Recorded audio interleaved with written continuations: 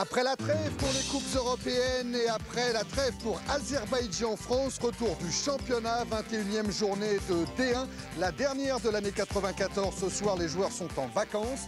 Alors, question, avec combien de points d'avance le Football Club de Nantes abordera-t-il l'année 1995 sur le Paris Saint-Germain? Réponse d'ici 3 quarts d'heure. Bonsoir, pas de division de ce classement de première division avec maintenant 5 points de retard sur le premier des non relégables, à savoir Bastia, Montpellier, Saint-Etienne, Philippe Jeunin. Et si Montpellier n'a pas perdu depuis la 4e journée à domicile, Priou et Saint-Etienne avec 3 nuls et 6 défaites n'ont toujours pas gagné à l'extérieur. C'est pour cela qu'Eli Bope et ses joueurs sont ici depuis jeudi midi. Une mise au vert exceptionnelle pour peut-être prendre ces 3 points à l'extérieur. Mais attention à ces Montpelliérains qui se montrent très pressants d'entrée avec ici Diver pour la frappe de Sanchez qui oblige Coupé à un premier arrêt. Quelques minutes après, coup franc Montpelliérain que tire Rezo pour la tête de Derzakarian. C'est au fond. Saint-Etienne s'incline 1-0 pour Montpellier. Derzakarian vient ici dans les bras de Michel Mézy. Il est vrai que demain, Derzakarian fêtera ses 31 ans. Et ce soir, il inscrit son 2e but de la saison, le premier à domicile. On pense alors que le match va s'enflammer, mais il faudra attendre un bon quart d'heure avant de frissonner avec ici ce centre de Bonicel pour une envolée et un arrêt de Grégory Coupé. Saint-Etienne commence à flancher, d'autant qu'ils sont dominés. Coup franc de Rezo, détourné et une reprise ici de Bonicel. C'est à côté. Les Verts craquent de plus en plus. D'autant que Montpellier obtient encore un coup de pied arrêté, un corner. Sanchez, Diver détourne. 2-0 pour Montpellier. Diver à la limite du hors-jeu, qui inscrit son 6e but, le 5e à domicile. Le festival montpelliérain continue. Bonicel trouve Sanchez. Sanchez dans la défense, il frappe et Coupé détourne.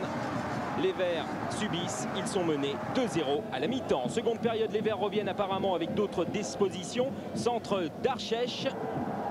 Ici pour une reprise de Titi Camara et Barabé se couche pour bloquer. Voilà la première véritable occasion stéphanoise de la rencontre. Des Verts qui commencent à tenter. Centre de Moreau vers Priou et regardez Derzakarian le ceinture et Monsieur Kalt siffle le pénalty. C'est logique. Un pénalty que va tirer l'ex-montpelliérain Laurent Blanc qui crucifie Barabé à contre-pied. Saint-Etienne réduit la marque. 3e pénalty cette saison de Laurent Blanc. 2-1 pour Montpellier. Les Verts supporters sont heureux, mais attention au coup franc montpelliérain. Les Verts se préparent. Bonicel pour la frappe de Diver et la parade de Coupé. Superbe frappe de Diver et quelle envolée de Grégory Coupé. Malheureusement, le jeu se durcit. Pérez tacle Rouvière. Monsieur Kalt sort un 2e carton jaune et expulse le Stéphanois qui n'aura joué que 12 minutes. Même réduit à 10, les Stéphanois attaquent. Priou s'arrache. Il frappe, Barabé repousse, attention à Camara et c'est le Slovaque Moravchik qui surgit. 2 buts partout entre Saint-Etienne et Montpellier. Moravchik traverse tout le terrain, mais quelle action! Regardez cette frappe de Franck Priou. Barabé va repousser le ballon une première fois. Titi Camara arrive, le gêne. Barabé repousse le ballon une 2e fois et Moravchik inscrit son 3e but de la saison. Malgré cette égalisation, Montpellier reprend le contrôle du jeu. Centre de Diver pour la tête de Lefebvre. 3-2 pour Montpellier, extraordinaire. 2 buts dans cette rencontre en 4 minutes. Lefebvre qui inscrit un but déserté par Coupé. Nous sommes maintenant dans les arrêts de jeu. Moravchik lance. Priou face à Barabé, Barabé sort. Quel opportunisme du gardien. Ben regardez un autre opportunisme, celui de Grégory Coupé face à Robert. Des Stéphanois qui tentent quand même le tout pour le tout. Avec ici Olagné face à Barabé qui retourne et Priou qui reprend, c'est au-dessus. Moravchik l'a compris, les Verts ont perdu 3-2 ce soir. 2e victoire à domicile de Montpellier. De quoi passer l'hiver au chaud. Quant à Loulou Nicolin, il prend une bonne bouffée d'oxygène. Et oui, premier enseignement de cette 21e journée de première division. Montpellier n'est plus dernier. C'est Sochaux qui est 20e du classement. Retour en 11 buts inscrits à l'extérieur. 3 clubs sont allés gagner à l'extérieur. Le Havre, Lens et Nantes. Alors au classement, on a toujours ces 4 points d'écart entre Nantes et le Paris Saint-Germain. Sont européens ce soir. Nantes, Paris Saint-Germain, Lyon et Cannes. Dans le bas du tableau. Sochaux a pris la dernière place, Montpellier 19e, quand Montpellier et Sochaux sont pour le moment relégables en seconde division. Classement des buteurs, Loco n'a pas marqué, il est entré en cours de jeu. Il est toujours en tête.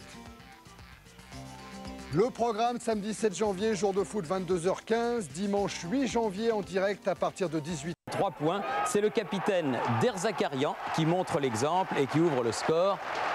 1-0 donc pour les hommes du président Louis Nicolin.